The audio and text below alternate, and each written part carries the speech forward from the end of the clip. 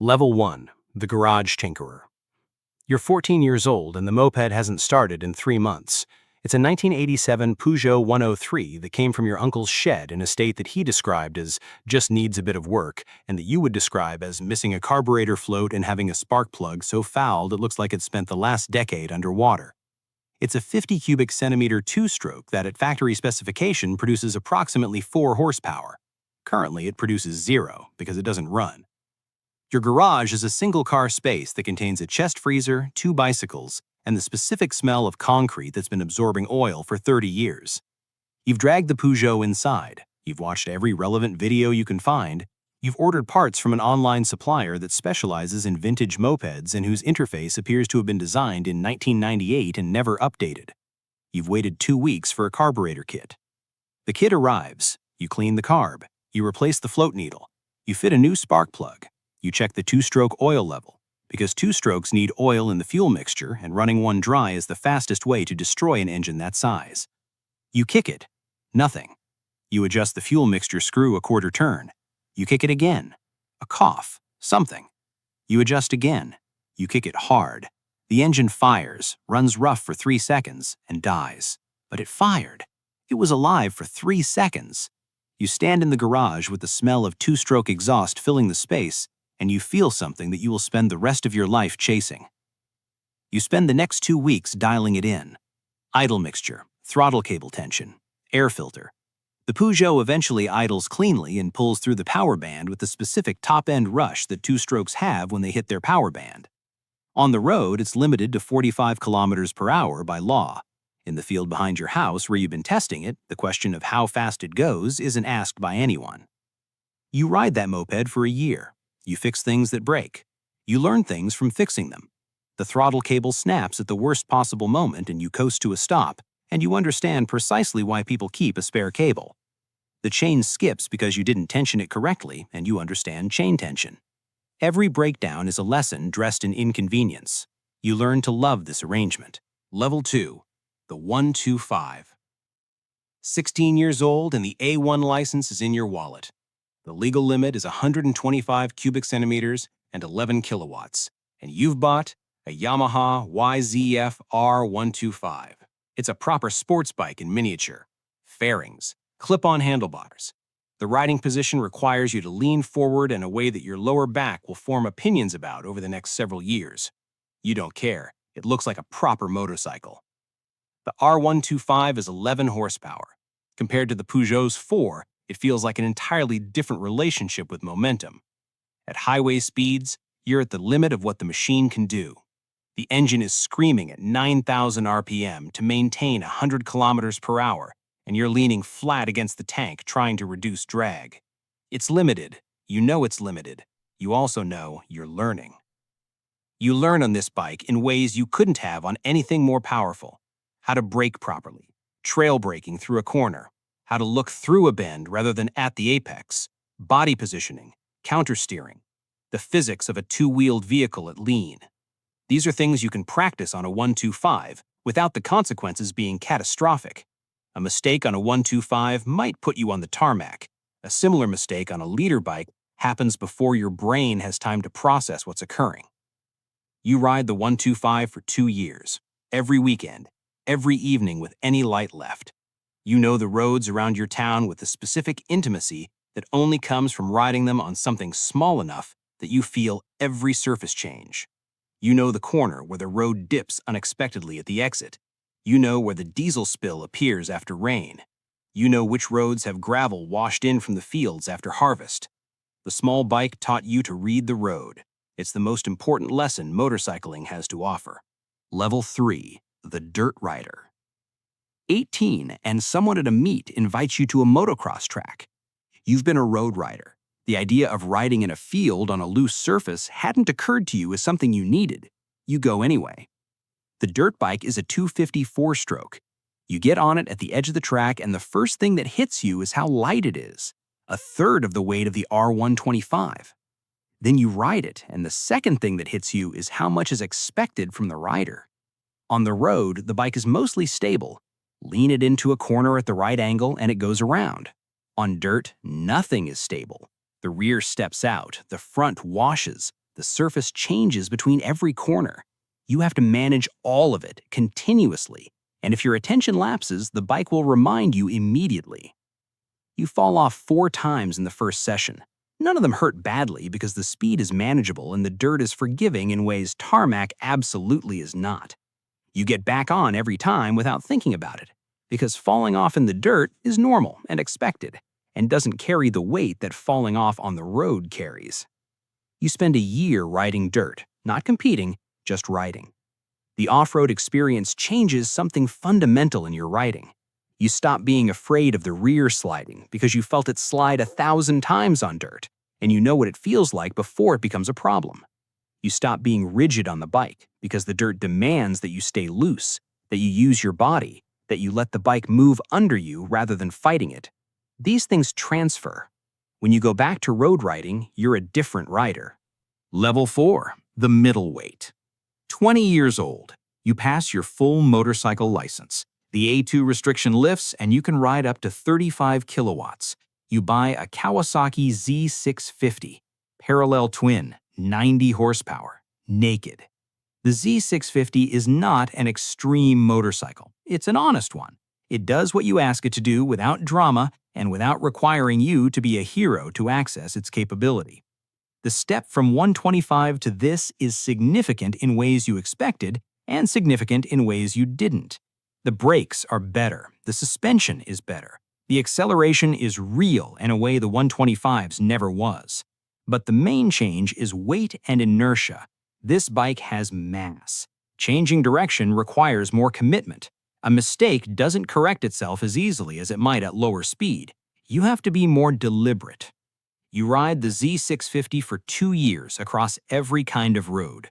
Motorway, mountain pass, urban commute, day trips with friends, track days where you discover that a naked bike at a circuit is exactly as uncomfortable as it sounds, but teaches you things about your riding that the road can't. Braking harder than you think is possible. Corner speed that seems impossible until it doesn't.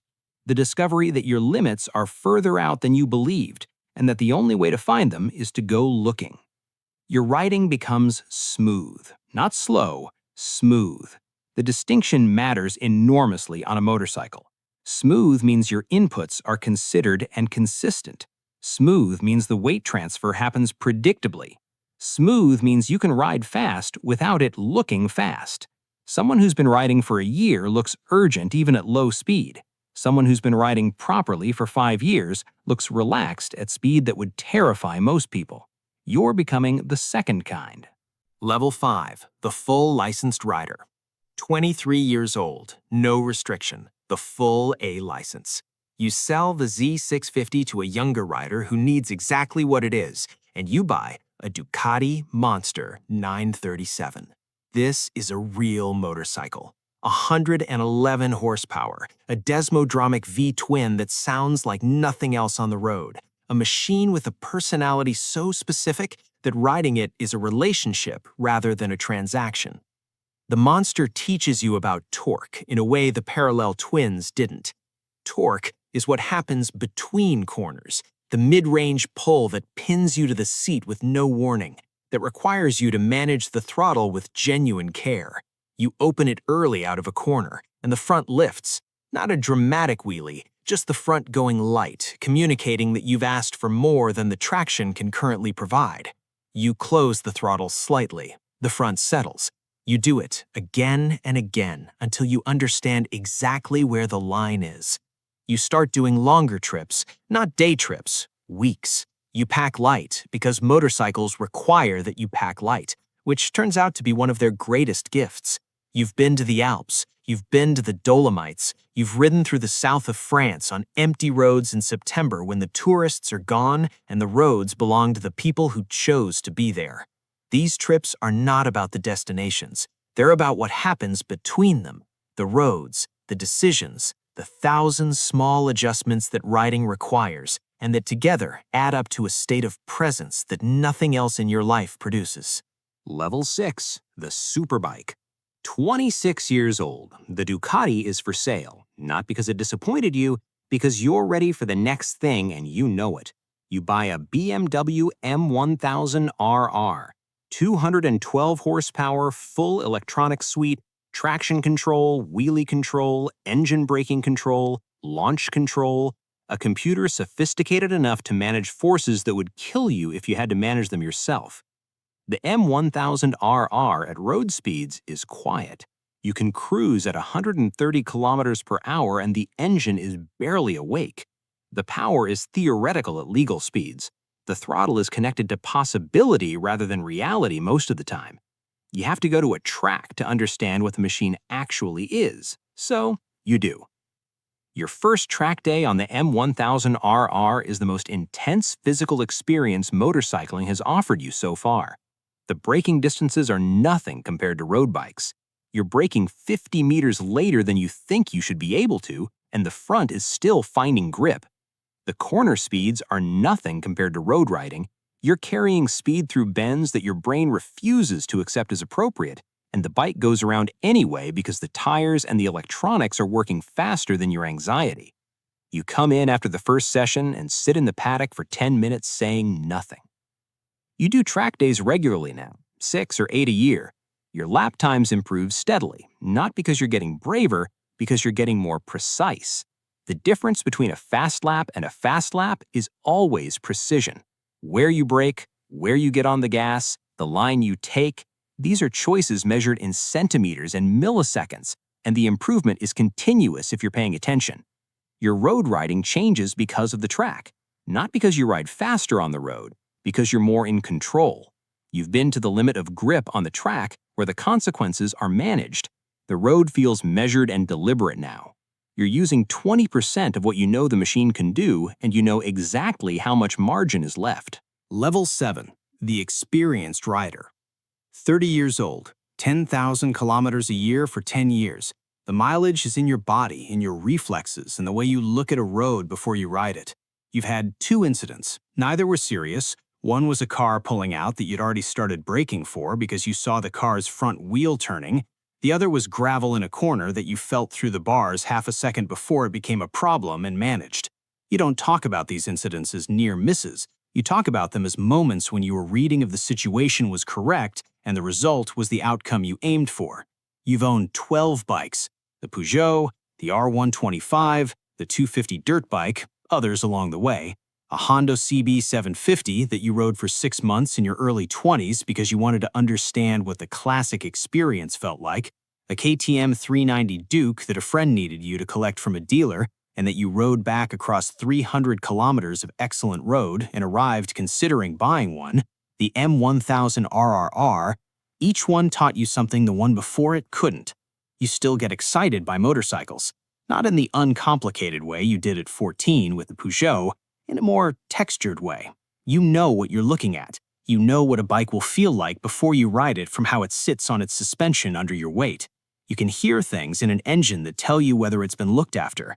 The excitement is filtered through knowledge now, and knowledge makes it deeper rather than smaller. Level 8. The Mentor. 35 years old. People who are starting ask you questions. Not because you put yourself forward, because they found out you know. Your sister's boyfriend wants to start riding. A colleague bought a 125 and wants to understand it. Someone at a track day recognized your riding and asked how you learned. You tell them what you know honestly.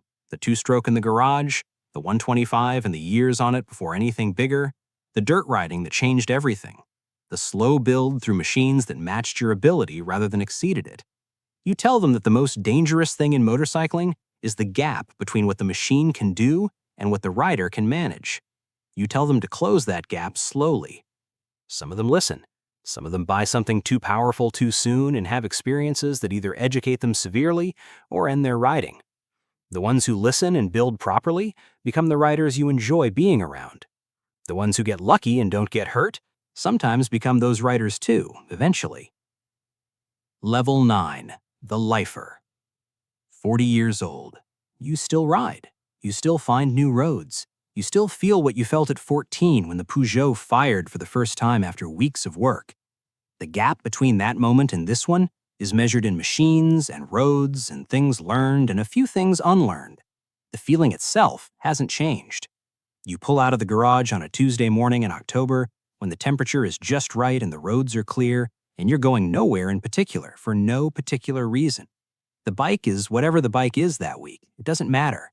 You're in a corner, leaning, the tires loaded, the road moving under you, all of your attention in one place. There is nothing else. There has never been anything else when you're on the bike. That's why you started. That's why you haven't stopped. And somewhere right now, there's a 14-year-old in a garage with a moped that doesn't start and parts that just arrived and a question they don't know how to answer yet. The question is, what is this feeling? The moped will answer it. The road will answer it. The first corner that goes right when everything clicks.